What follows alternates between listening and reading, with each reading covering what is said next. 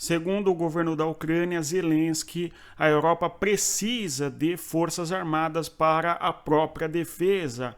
Em outras palavras, nós temos Zelensky alertando que, se a Europa eventualmente não tiver condições e capacidade de se defender propriamente, dificilmente ela conseguirá a defesa dos Estados Unidos. É esta a mensagem que eventualmente o governo da Ucrânia tenta passar para os países da Europa, conforme nós estamos observando neste contexto de reuniões que ocorrem em Munique, mas que não levaram a uma clareza no que se refere ao apoio que eventualmente os Estados Unidos de Donald Trump irá dar para a Ucrânia. O discurso do Zelensky é bastante amplo e trata de vários assuntos, mas o tema mais notável é justamente quando ele vai falar sobre a questão da necessidade da Europa dispor de forças militares próprias, um exército próprio para a defesa da União Europeia, para que eventualmente a Europa, e não só a União Europeia, dependa menos eventualmente da defesa dos Estados Unidos no âmbito da OTAN ou qualquer outra instituição.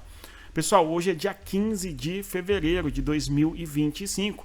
Nós temos muitos assuntos a serem abordados aqui, em especial esses temas da diplomacia, no que se refere, portanto, aos discursos do secretário de Defesa dos Estados Unidos, o Pete Hegseth, que discursa em Munique e recebe muitas críticas na sequência, fazendo com que muitos países na Europa entendam que os Estados Unidos estão abandonando eventualmente a Europa para concentrar suas forças e ações não no Atlântico, mas sim no Pacífico, sobretudo por causa da China e do eventual crescimento da importância econômica chinesa e assim por diante. Então, nós temos, em boa medida, uma Europa desiludida com o governo dos Estados Unidos em relação à questão da defesa. Isto porque, pelo que parece, então, a prioridade do governo norte-americano será. Nós alertamos aqui, inclusive, no nosso canal, que o governo Trump eventualmente olharia muito mais para o que ocorre e se desenvolve na China, mesmo porque a China é a segunda maior potência econômica do mundo hoje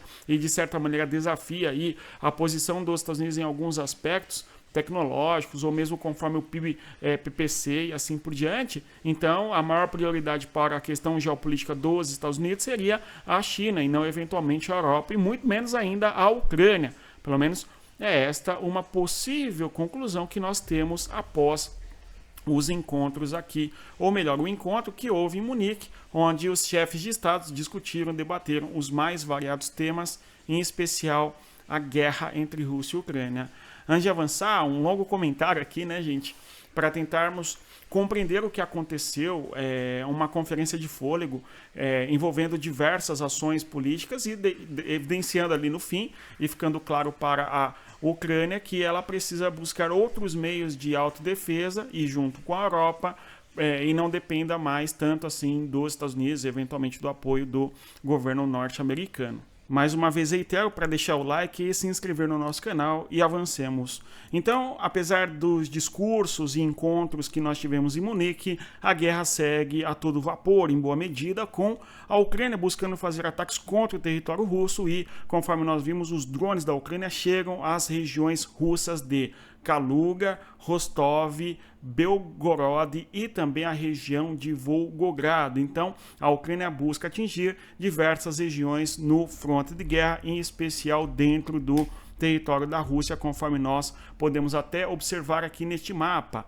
Então, as regiões onde os drones ucranianos buscaram atingir no território da Rússia, nós podemos observar a região de Kaluga, que fica ao norte, numa localidade ali de 300 quilômetros de distância da Ucrânia, bem como também a região de Saratov. Nós temos a Ucrânia fazendo constantes ataques contra a região da base aérea desta localidade em Saratov, bem como também a refinaria petrolífera que temos na região, na cidade de Engels, por exemplo, bem como também na própria região de Volgogrado, nós temos a Ucrânia atacando. Por fim, também aqui na região mais ao sul, conforme nós visualizamos, onde faço uma seta indicando, nós temos a Ucrânia buscando atingir mais uma vez a região de Rostov. Ou seja, enquanto nós temos discursos políticos e eventualmente uma tentativa de chegar a algum consenso para que haja paz, a gente assiste a Ucrânia fazendo ataques contra o território russo e, por sua vez, a Rússia intensificando aí os seus ataques no fronte de guerra, conforme nós podemos observar a concentração aqui no mapa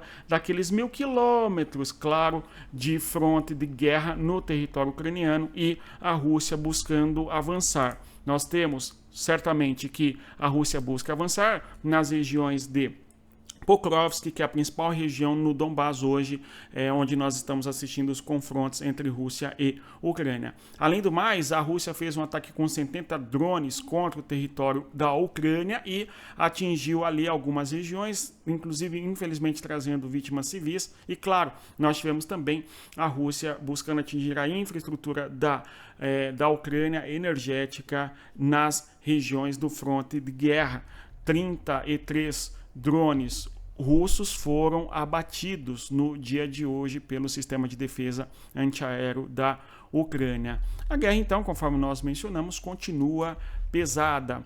Agora, temas da geopolítica no que se refere à diplomacia, aos acordos, ou melhor, aos discursos diplomáticos, vamos observar. O Hegseth, que é o atual secretário de defesa da OTAN, né, dos Estados Unidos, né, não da OTAN, ele, de certa maneira ele é chefe não da OTAN, pelo amor de Deus, né, mas sim do Pentágono, ele diz que, no caso, os Estados Unidos defendem eventualmente países da OTAN. Então, os países que eventualmente estiverem no âmbito da OTAN serão defendidos eventualmente pelos Estados Unidos caso haja alguma agressão. Porém, eventualmente os países que não forem da OTAN não é obrigação dos Estados Unidos defender. Então é isto que justifica, em boa medida, o discurso inicial do nosso vídeo.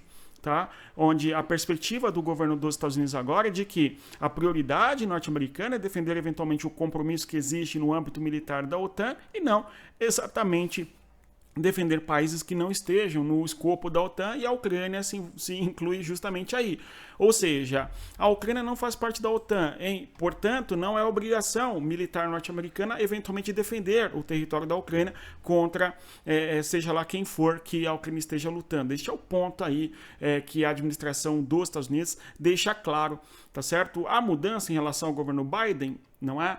Talvez, na minha opinião, nós tenhamos algo ficando mais claro aqui, porque os Estados Unidos, sob o governo Biden, apoiou a Ucrânia sob, não é, uma enorme dificuldade e de maneira muito morosa. Não foi um apoio pronto, imediato, possibilitando que a Ucrânia atacasse a Rússia em território, em profundidade, utilizasse as armas ocidentais de maior destruição e coisa do gênero, conforme nós vimos. Agora, os Estados Unidos, de certa maneira, deixam isso bem claro, porque a perspectiva do governo americano é muito mais olhar para o Pacífico, para a China, do que, eventualmente, para a Ucrânia, conforme disse, reitero. Tá?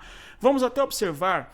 Na sequência, houve uma série de críticas contra o Hegseth, em especial de líderes da Europa, como a gente viu, a própria Kaja Kallas, que é a atual responsável pelo Ministério de Relações Exteriores, digamos assim, da União Europeia, fazendo críticas bem pesadas contra o Hegseth e os seus discursos no contexto ali da Conferência de Munique. E o detalhe é que a Kaja Kallas vai falar que apaziguamento não funciona.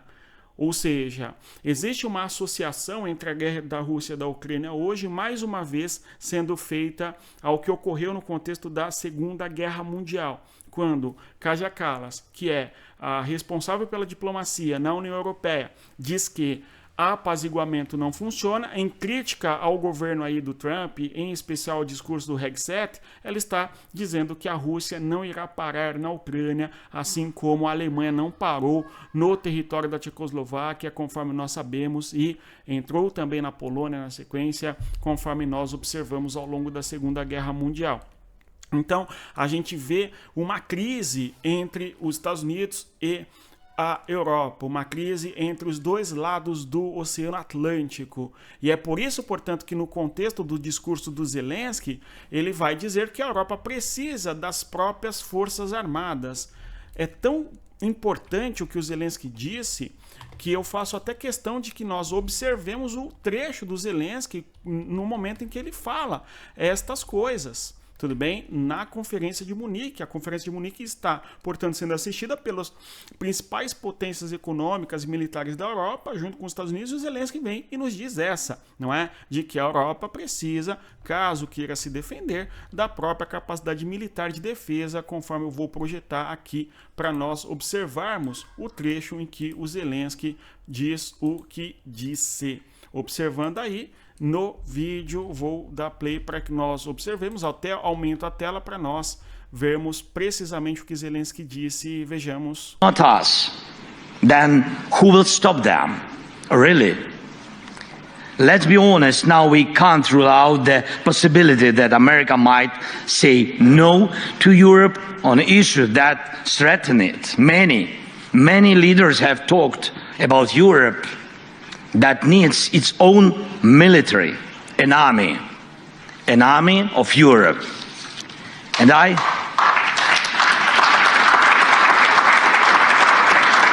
I really believe that time has come. The armed forces of Europe must be created.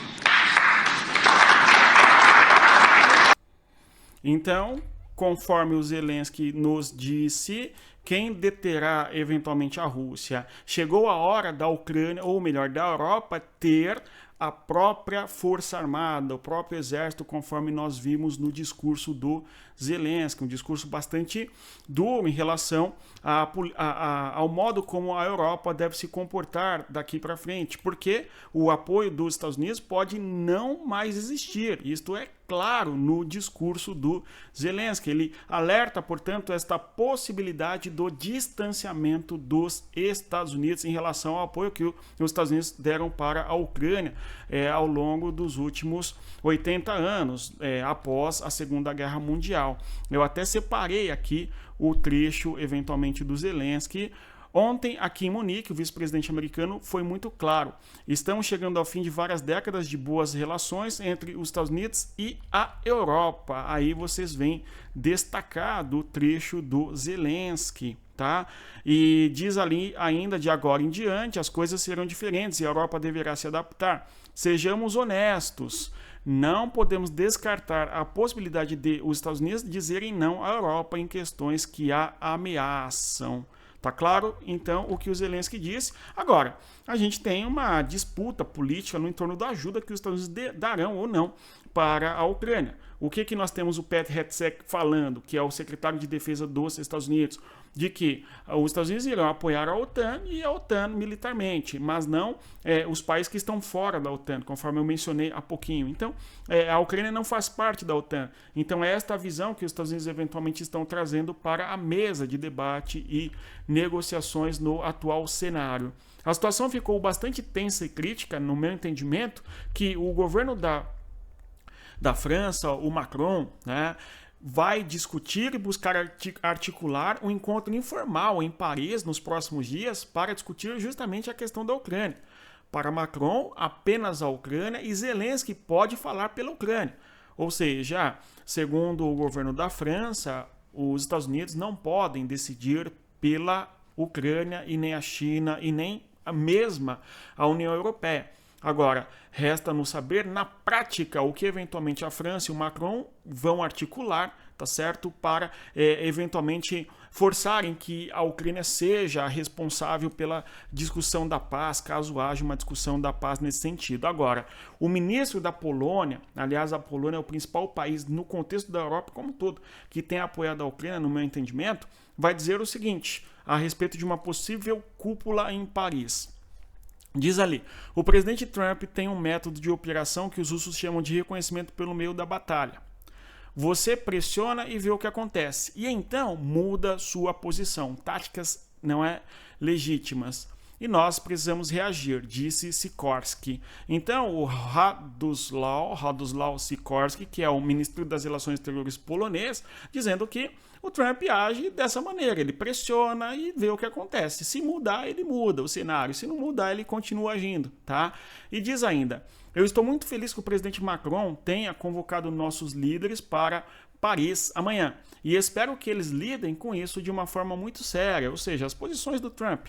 Estou feliz que o primeiro-ministro polonês, o Donald Tusk, irá na segunda-feira a convite do presidente Macron para uma reunião de líderes europeus. Precisamos mostrar nossa força e unidade, disse o Sikorski, mais tarde na rede social.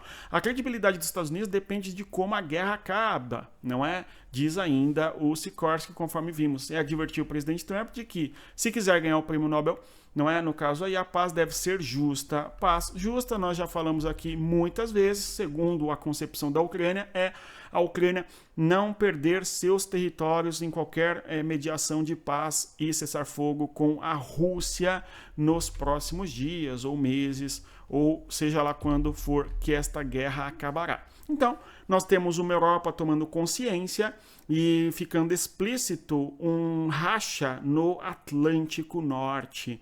Para um lado, olha os Estados Unidos, que é para o Atlântico, para o Pacífico, aliás, e para o outro lado, olha a Europa, a União Europeia, que é a Rússia. Então, uma divisão nos dois lados do Atlântico, conforme estamos aqui observando. Agora, o governo da China vai fazer declarações a respeito da paz, conforme vemos aqui, Wang Yi, ok? A China vê de forma positiva todos os esforços dedicados à paz, incluindo qualquer consenso alcançado pelos Estados Unidos e pela Rússia. Então a gente vê a China, de certa maneira, endossando a tentativa de diálogo entre os Estados Unidos e a Rússia, tá?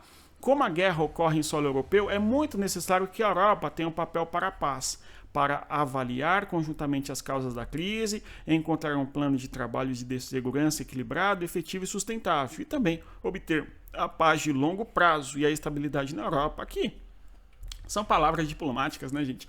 Ah, não, a Europa também precisa, eventualmente, ter clara ali a questão do papel que tem para a paz e coisa do gênero, né? Não é algo muito concreto, não. Mas fica claro na primeira parte do que eu li aqui com vocês, no discurso do Yi, que é o ministro das Relações Exteriores da China, de que a China eventualmente apoia as negociações que estão ocorrendo entre o governo dos Estados Unidos e o governo da Rússia, tá? Quem não apoia, conforme nós podemos bem observar, é justamente países da União Europeia e também a Ucrânia. Embora a Ucrânia não tenha forças militares, no meu entendimento, existe uma controvérsia enorme sobre isso, conforme não é? O pessoal comenta aqui, fala que você é Roussetti, outros falam que você é Capitão OTAN, é assim o debate, né? Enfim, mas no meu entendimento, a Ucrânia é o elo fraco dessa disputa. Tá? Há 2 anos, quando eu falava da guerra, eu dizia que a guerra entre Rússia e Ucrânia é uma disputa entre a Rússia e Washington, Moscou e Washington disputando, tá certo? Uma guerra por procuração em boa medida no território da Ucrânia. E pelo modo como tem se desenhado agora essa discussão entre Moscou e Washington, isso fica mais claro, pelo menos no atual momento. Se amanhã, eventualmente, o Macron conseguir articular um apoio militar, eventualmente, na Europa para a Ucrânia e tal, e eventualmente um apoio de verdade para a Ucrânia, mesmo a Alemanha, que sequer permitiu que a Ucrânia utilizasse os Taurus contra a Rússia, por exemplo, não é? Demorou mais de 2 anos de guerra para que a França, essa mesma que agora está dizendo que vamos nos encontrar em Paris para discutir um modelo alternativo de defesa para a Ucrânia e tal, mesmo, não é? A França, de Emmanuel Macron, demorou mais de 2 anos para permitir que, eventualmente, a Ucrânia utilizasse os mísseis, o Scalp, contra o território da Rússia. Porque o apoio para a Ucrânia existiu ao longo de 2 anos de guerra da seguinte maneira: olha, vocês têm aqui um pouco de armamentos, vocês usam esse armamento contra a Rússia, só que somente em território ucraniano. Tá? Então é muito recente este período em que a Ucrânia ataca o território da Rússia com armas ocidentais. Tá?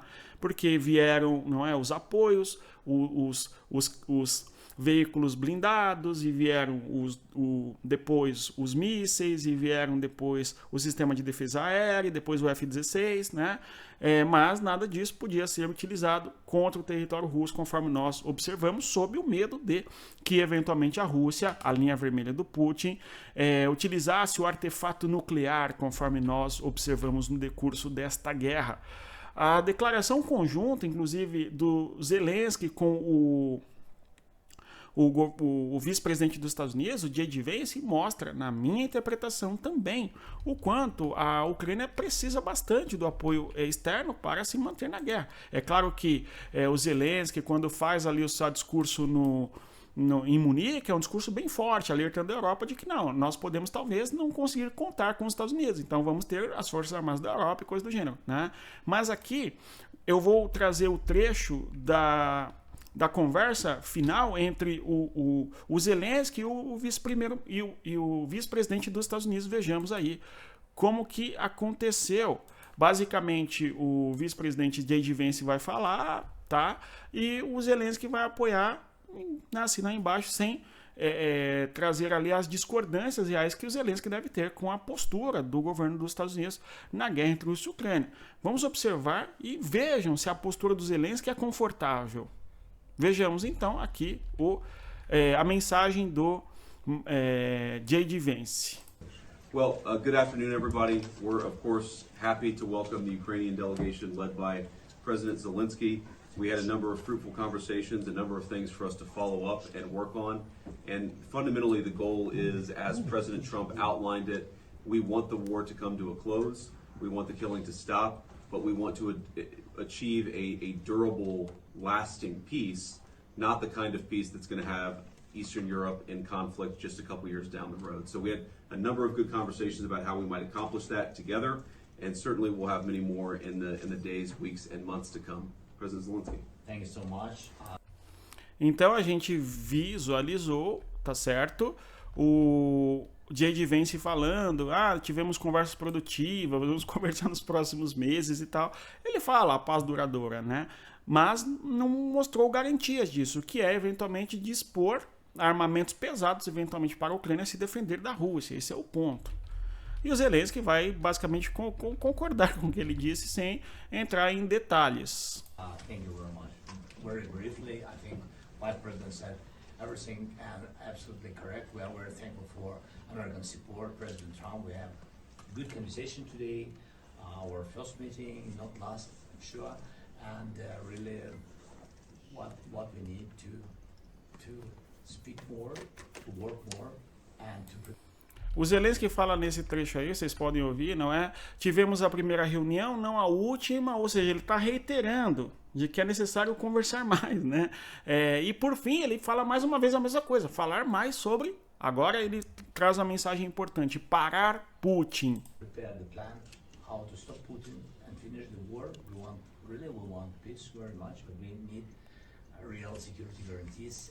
Diz que precisa muito da paz, mas também precisa de garantias, conforme a gente pôde ouvir. We will continue our meetings and our work, and we will be very happy to see General Kellock also in Ukraine in this closest time. Thank you, Vice President, for the meeting. Thank you, colleagues. Thank you so much.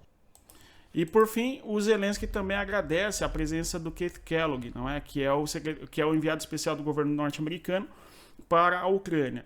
Em outras palavras, o Zelensky, na minha opinião, se mostra um tanto incomodado pelo modo como se deu aí essa reunião, que não expressou o apoio que eventualmente a Ucrânia precisa, que é o apoio de paz duradoura na concepção da Ucrânia.